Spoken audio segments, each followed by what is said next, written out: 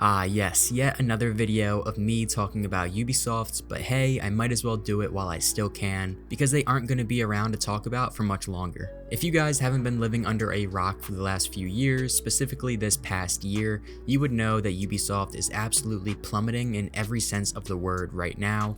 Any analytic or statistic or article would support that, and their stock has massively declined, their investors are practically begging them to go private, and they are clearly bracing for impact at this point, and it's just a matter of time before something catastrophic happens, and I think it will almost certainly happen in the next 12 months based on all of the events and data we have leading up to right now. I am a massive supporter of Ubisoft. Rainbow Six Siege and Watch Dogs and even Assassin's Creed are some of my favorite titles overall ever, but regardless of your stance on Ubisoft, it's impossible to deny that they have been seriously messing up for quite some time now.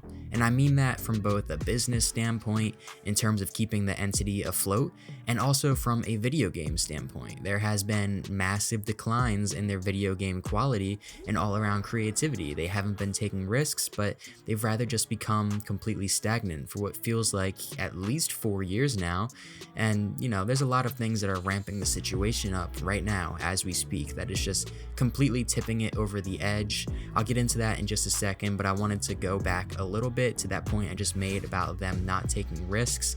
I think this is really important. If you guys don't know, most of my channel is revolving around Rainbow Six Siege. I just made a video, it was actually my last one I made, talking about like some of the biggest changes in Rainbow Six Siege, and in that I talked about Operation Health, which, in case you guys aren't well versed on Rainbow Six Siege, it was like this entire 3-month period of like the beginning of Rainbow Six Siege where Ubisoft kind of just used the game as a trial and error platform. They were like going over all of these like old back end problems that were messing up the game, and they were just fixing everything, and they like lost a lot of support from that risk that they took, but they were able to catapult after that and saw immense success after. So this is one of those risks that Ubisoft's, they were willing to take 8 years ago now, but we haven't seen these risks, and this is obviously from a smaller scale, just looking at one of Ubisoft's titles, but I think it really looks at, it kind of expands to the larger picture of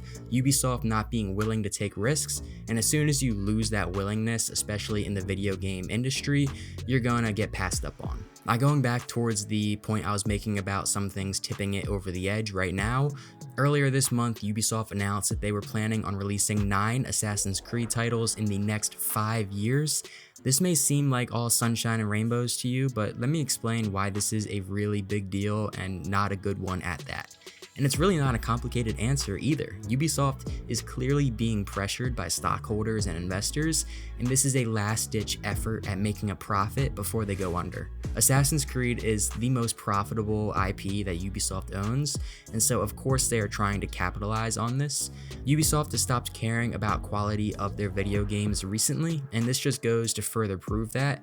Regardless of the fact that I'm sure a lot of those 9 titles will be remakes, they're clearly not putting the time and effort that's needed into each game, regardless of the fact that it's a remake or not, with this schedule that they're trying to adhere to satisfy this larger audience and have sustainable success in the video game industry. It's not possible.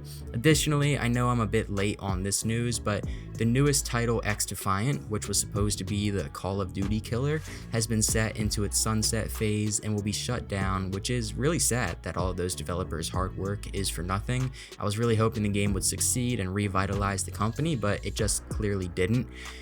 But I think the shutdown is foreshadowing the future of Ubisoft and really just the current status of the company, simply, in its sunset phase, slowly being processed out, if that makes sense. The video game market is incredibly volatile. It's, always changing, and it's the furthest thing from having a passive audience, and the respected gaming reporter and analyst Joost van Drunen, which I'm sorry if I mispronounced that, stated that X-Defiant shutdown isn't just another failed launch, it's a symptom of a company that insists on catering to a passive audience while failing to recognize the urgency to rethink distribution. Ubisoft is simply being passed up on with their obsolete strategies and old school leadership with their current CEO, and the Guillemot family, who are also the owners of Ubisoft, along with one of the members being the CEO.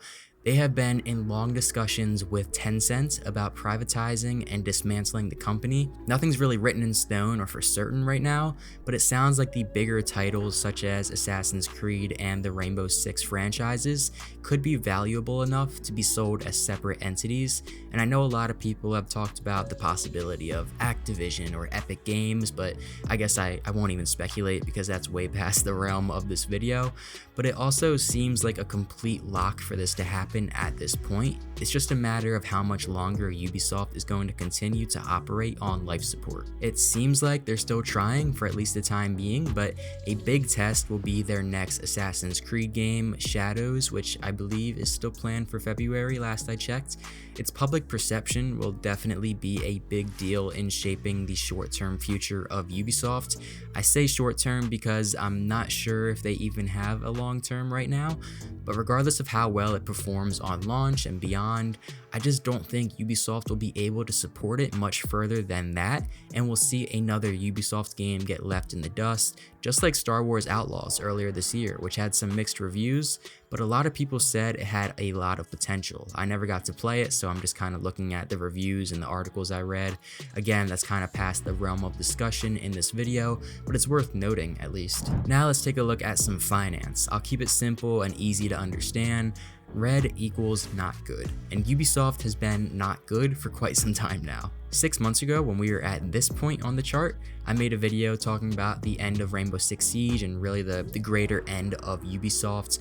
This is where we are today, 6 months later. When I thought it couldn't get any worse back then, it got worse. Investors are angry, and really everyone is angry, including the player base like you and me.